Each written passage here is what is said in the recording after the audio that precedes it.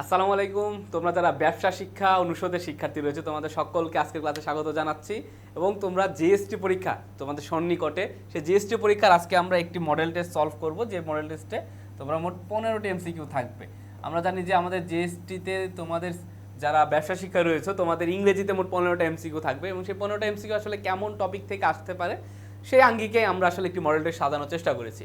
খেয়াল করো, তোমাদের জন্য আমাদের প্রথম যে প্রশ্নটা রয়েছে, প্রথম প্রশ্নটাই রয়েছে আমাদের একটা মুখস্থ টপিক, সেটি হচ্ছে ওয়ান ওয়ার্ড সাবস্টিটিউশন থেকে, যে the study of population is called. অর্থাৎ একটি দেশের জনগণ নিয়ে যখন স্টাডি করা হয়, জনসংখ্যা, জনমিতি, জনসংখ্যাকে কীভাবে জনসম্পদে রূপান্তর করা হয়, অর্থাৎ যে কোনো স্টাডি যেটা আসলে জনসংখ্যাকে রিপ্রেজেন্ট করে সেটাকে আসলে কি বলে? এটার উত্তরটা হবে কি? উত্তরটা হবে হচ্ছে ডেমোগ্রাফি।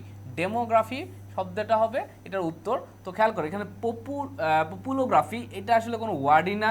আবার পপুলেশন সায়েন্সের সাথে আসলে স্টাডি অফ পপুলেশনের কোনো রিলেটেড না, এটা আসলে একটা সাবজেক্টের নাম, ঠিক আছে। আর সি নাম্বারটা কি? সি নাম্বারটা হচ্ছে স্ট্যাটিক্স মানে আমরা সবাই জানি সেটা হচ্ছে পরিসংখ্যানের সাথে রিলেটেড। সেটা কোনো পপুলেশনের পরিসংখ্যান না, ওভারঅল যে কোনো কিছুর পরিসংখ্যান, যে কোনো কিছুর ম্যাথমেটিক্যাল অ্যানালাইসিস, যে কোনো কিছু হইতে পারে। বুঝতে পারছো? তাহলে এখানে উত্তরটা হবে কি? উত্তরটা হবে আমার ডেমোগ্রাফি, বি নাম্বারটা। আচ্ছা, 2 নম্বর প্রশ্নটা খেয়াল করো। আমাদের হচ্ছে মাস্ট একটা প্রশ্ন থাকে, সেটা হচ্ছে আইডেন্টিফিকেশন অফ ফ্রেজ অথবা আইডেন্টিফিকেশন অফ ক্লজ। তো এটা আমাদের ফ্রেজ থেকে আসছে। বলছে যে by the end of the session some of the students were clear enough about the issue. অর্থাৎ এই যে সেশন, এই সেশনটার পরে স্টুডেন্টরা আসলে ক্লিয়ার ইনাফ হয়েছে, মানে যথেষ্ট ক্লিয়ার হয়েছে যে কোনো একটা ইস্যু নিয়ে। তো বলছে এই যে by the end of the session, এটা আসলে কোন ক্লজ বা কোন ফ্রেজ প্রশ্ন চেয়েছে? এটা আসলে আমাদের কি? এটা আমাদের কোন ফ্রেজ। তো খেয়াল করো, যে কোনো ফ্রেজ নির্ণয় করার ক্ষেত্রে আমাদের কাজটা হচ্ছে পার্টস অফ স্পিচটা আগে ভালো করে বোঝা। যারা নাউনের পজিশন খুব ভালোভাবে বুঝে, যারা অ্যাডজেক্টিভের পজিশন খুব ভালোভাবে বুঝে, বা যারা অ্যাডভার্বের পজিশন বা এদের কাজটা খুব ভালোভাবে বুঝে, তারা খুব ইজিলি যে কোনো রুলস, যে কোনো টেকনিক বাদেই আসলে এই আইডেন্টিফিকেশন অফ ফ্রেজ এন্ড ক্লজের ক্লাস করতে পারে। এখানে খেয়াল করো, by the end of the session, এটা আসলে কি নির্দেশ করতেছে? এটা আসলে একটা সময় নির্দেশ করতেছে, যে সেশনটা আসলে শেষ হওয়ার পর, তাই না? এটা একটা সময় নির্দেশ করতেছে, অর্থাৎ টাইম নির্দেশ করতেছে। আমরা জানি হচ্ছে যে কোনো সময়, তারপরে হচ্ছে স্থান, তারপরে হচ্ছে কোনো কিছুর ঘটনা কিভাবে ঘটছে, কোথায় ঘটছে, কখন ঘটছে, এগুলা যখন উত্তর পাই সেগুলোকে আমরা কি ধরি? সেগুলোকে আমরা ধরি হচ্ছে অ্যাডভার্ব। তাহলে এইটাও হবে আমাদের কি ফ্রেজ? এটাও হবে আমাদের অ্যাডভার্বিয়াল ফ্রেজ, ঠিক আছে। 3 নম্বরটা খেয়াল করো, which of below is related two language. অর্থাৎ এখানে বলছে নিচের কোনটা আসলে ল্যাঙ্গুয়েজের সাথে রিলেটেড। খেয়াল করো, নোভিয়া রিচ, এটা মানে হচ্ছে যারা নতুন রিচ হয়েছে। মানে ধরো যে খুব আগে খুব ছোট লোক ছিল, বা ধরো যে গরিব ছিল, বর্তমানে ধরো যে একটা ব্যাপার, ধরো যে 25 কোটি টাকার একটা লটারি পেয়ে গেছে, তার মানে সে খুব বড় লোক হয়ে গেছে। তাহলে এই যে নোভিও রিচ বলতে বোঝে যারা নিউ রিচ, মানে নতুন করে রিচ হয়েছে যারা আর কি। আচ্ছা, তারপরে যে ম্যাগনাম অপাস মানে কি? ম্যাগনাম অপাস মানে কোনো একটা সাহিত্যকর্মের যে বেস্ট যে ওয়ার্ক। আবার অনেক সময় দেখা যায় যে লাস্ট ওয়ার্কও হইতে পারে। অর্থাৎ যে কোনো একটা সাহিত্যিক, ধরো তুমি একটা খুব ভালো মানের সাহিত্যিক, তোমার যে সর্বশ্রেষ্ঠ কর্ম, সর্বশ্রেষ্ঠ গল্প হইতে পারে, সর্বশ্রেষ্ঠ উপন্যাস হইতে পারে, সর্বশ্রেষ্ঠ গদ্য হইতে পারে, যে কোনো কিছু হইতে পারে, সেটাকে বলা হয় হচ্ছে ম্যাগনাম অপাস। এখানে উত্তরটা হবে কি? উত্তরটা হবে আমাদের সি নাম্বারটা। এটা হবে কি? লিঙ্গুয়া ফ্রাঙ্কা, ঠিক আছে। এটা হচ্ছে আমাদের ল্যাঙ্গুয়েজ বা ভাষার সাথে রিলেটেড, যেটা বলতে বোঝায় আমাদের কমন যে ল্যাঙ্গুয়েজটা। 4র্থ নম্বরটা খেয়াল করো, দ্য প্লুরাল অফ ওয়েসিস। বলছে দ্য প্লুরাল অফ ওয়েসিস। খেয়াল করো, প্লুরাল করার ক্ষেত্রে আমরা কিছু টেকনিক আজকে শিখবো।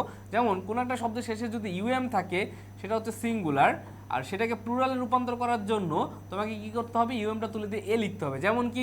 যেমন ধরো আমরা লিখি না ড্যাটাম, শেষে ইউএম আছে, এটাকে তুলে দিয়ে আমি যদি লিখি ডেটা, তাহলে কিন্তু আমার প্লুরাল হয়ে গেল।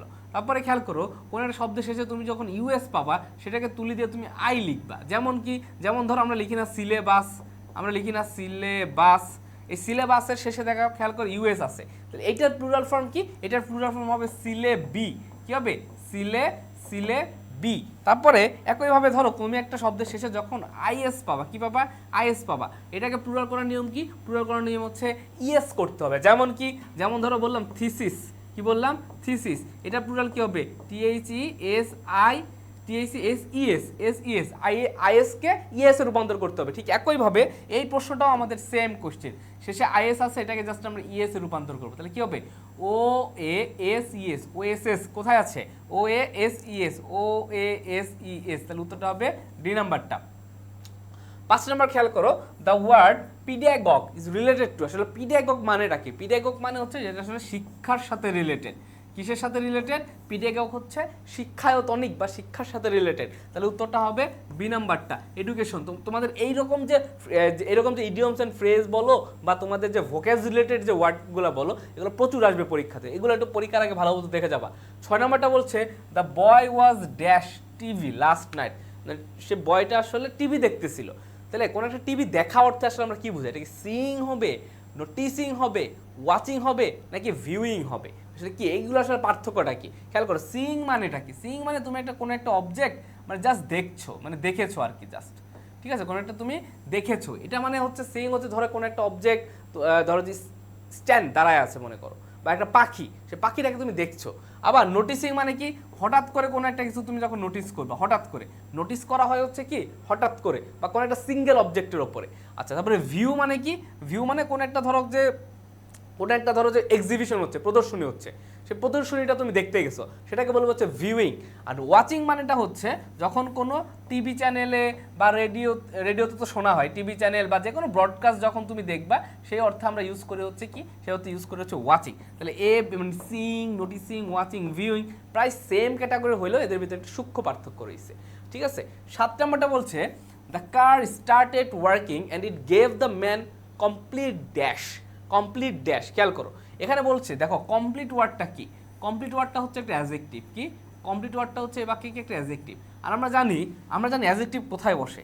অ্যাডজেক্টিভ বসে হচ্ছে একটা নাউনের পূর্বে, তাই না? অ্যাডজেক্টিভ বসে কার পূর্বে? নাউনের পূর্বে। তাহলে অ্যাডজেক্টিভের পরে আমার গ্যাপ রয়েছে, সেই গ্যাপটাতে আমি কি বসাবো? নাউন বসাবো। এখান থেকে নাউন বের করো। স্যাটিসফাই হচ্ছে একটা ভার্ব, স্যাটিসফ্যাক্টরি হয় না, তারপরে হচ্ছে স্যাটিসফ্যাকশনারি বলতে কোনো শব্দ হয় না, উত্তরটা হবে স্যাটিসফ্যাকশন। ওকে, স্যাটিসফ্যাকশন, স্যাটিসফ্যাক্টরি, এটা হচ্ছে একটা অ্যাডজেক্টিভ হিসেবে কাজ করে অনেক সময় বাক্যে। এখানে নাউনই আছে ডি নাম্বারটা, উত্তর হবে স্যাটিসফ্যাকশন। 8 নম্বর বলছে there dash imaginative stories about the origin and function of Aynaghar run by the detective force. অর্থাৎ আয়নাঘরের একটা বিভিন্ন ইমাজিনেটিভ স্টোরি আছে। খেয়াল করো এই বাক্যে কি আমার কোনো ফাইনাইট ভার্ব আছে? কোনো ফাইনাইট ভার্ব নাই। তো আমরা অবশ্যই আমার একটা ফাইনাইট ভার্ব লাগবে, মাস্ট। কারণ একটা বাক্য হওয়ার শর্তটাই হচ্ছে সেই বাক্যে একটা ফাইনাইট ভার্ব থাকতে হয়।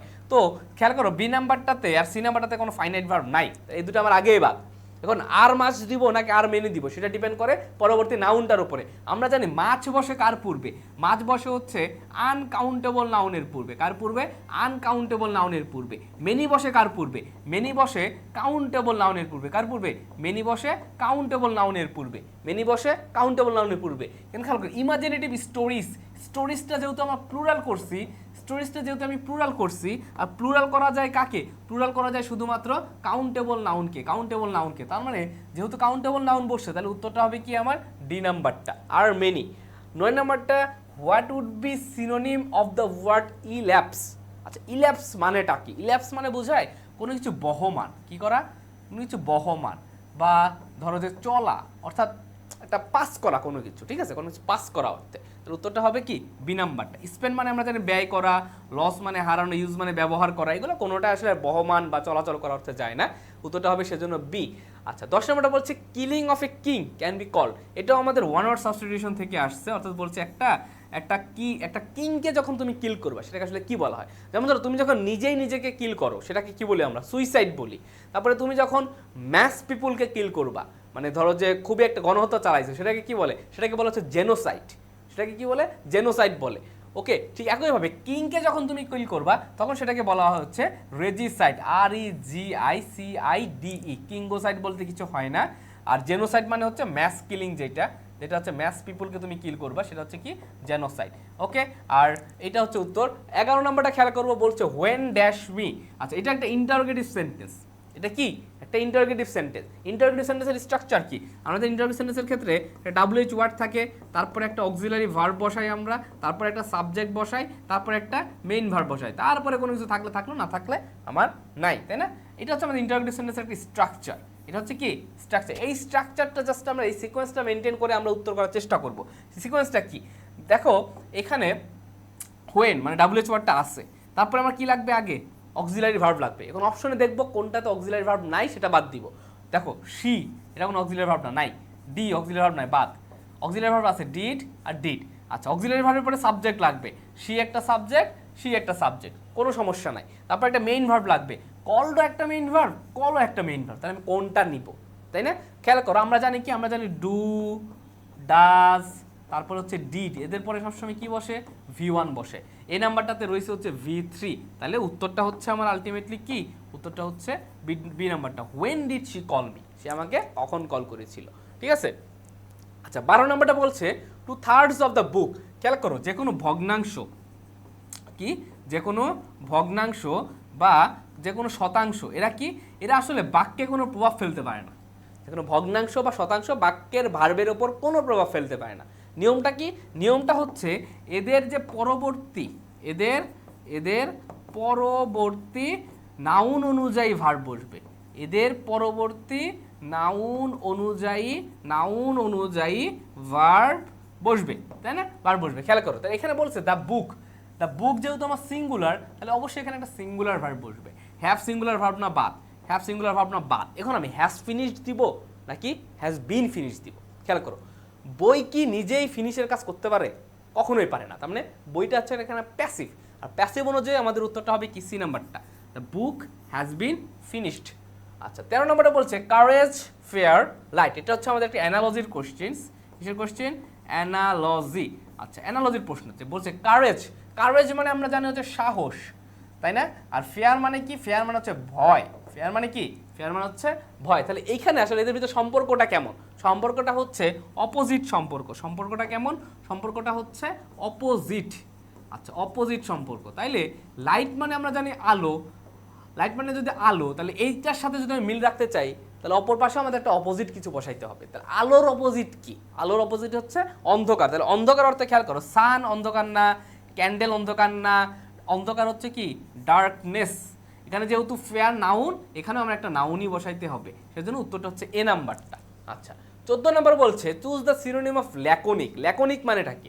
ল্যাকোনিক মানে যারা হচ্ছে স্বল্পভাষী। কি ভাষী? যারা স্বল্পভাষী মানে অল্প কথা বলে, হ্যাঁ, যারা খুব ভালো অল্প কথা বলে তাদেরকে বলা হচ্ছে ল্যাকোনিক। তাহলে অল্প কথা যারা বলে তার সাইলেন্ট মানে কি? সাইলেন্ট মানে একদমই চুপ। যারা একদমই চুপ তারা অল্প কথাও বলে না, বেশি কথাও বলে না, তার মুখ দিয়ে কোনো কথাই বের হয় না, সে তার মানে ওর টপিকই বাদ। পলাইট কি? পলাইট মানে আমরা জানি খুব নম্র ভদ্র, এর সাথে স্বল্পভাষীর কোনো সম্পর্ক নাই। ভার্বাস মানে কি? ভার্বাস মানে যে বেশি কথা বলে, মানে বাচাল টাইপের। ভার্ব মানে যে বেশি কথা বলে বা বাচাল টাইপের। তাহলে আলটিমেটলি উত্তরটা হচ্ছে আমার এই নাম্বারটা, সেটা হচ্ছে ফিউ ওয়ার্ডস। এখানে ওয়ার্ডস বলতে বোঝাচ্ছে কথা বলা। ওকে 15 নম্বরে খেয়াল করো, find the antonym of mitigate. আচ্ছা মিটিগেট মানেটা কি? মিটিগেট মানেটা হচ্ছে হ্রাস করা বা কোনো কিছু কমানো, হ্যাঁ, হ্রাস করা বা কোনো কিছু কি করা, কোনো কিছু প্রভাব কমানো অর্থে এটা আমরা ব্যবহার করে থাকি। ইজ মানে কি? ইজ মানে আমরা জানি সহজতর করা। রিডিউস মানেও আমরা জানি কমানো, রিডিউস মানে হচ্ছে কমানো। তারপর হচ্ছে ইন্টেন্সিফাই মানে কি? ইন্টেন্সিফাই মানে হচ্ছে বাড়ানো, তাই না? ইন্টেন্সিফাই মানে কি? বাড়ানো বা কোনো কিছু বৃদ্ধি করা। কন্ট্রোল মানে হচ্ছে কি? কন্ট্রোল মানে হচ্ছে নিয়ন্ত্রণ করা। কন্ট্রোল মানে কি? নিয়ন্ত্রণ করা। তাহলে আলটিমেটলি আমার উত্তরটা কি হচ্ছে? উত্তরটা হচ্ছে সি নাম্বারটা, হ্রাস করা বা কমানোর বিপরীত হচ্ছে বাড়ানো। আমার কিন্তু প্রশ্নে কি চেয়েছে? প্রশ্নে অ্যান্টোনিম চেয়েছে। তাহলে পরীক্ষার যখন প্রশ্ন সলভ করবা তখন অ্যান্টোনিম চাইছে নাকি সিনোনিম চাইছে, এটা খুব ভালোভাবে দেখবা। অনেকে মিটিগেট দেখেই দাগায় দিবে হচ্ছে বি নাম্বারটা। মিটিগেট মানেও হ্রাস করা, রিডিউস মানেও হ্রাস করা। তার মানে আমাদের প্রশ্নটা খুব ভালোভাবে খেয়াল করতে হবে, তাহলে তোমরা খুব ভালো মার্কস পাওয়ার একটা পসিবিলিটি থাকে। তাহলে এই ছিল তোমাদের আজকের একটি মডেল টেস্ট। পরবর্তী আরও একটি মডেল টেস্ট নিয়ে তোমাদের সাথে দেখা হবে। সে পর্যন্ত সবাই ভালো থাকো, সুস্থ থাকো এবং তোমাদের পরীক্ষা ভালো হোক সেই শুভকামনা রইল। আসসালামু আলাইকুম।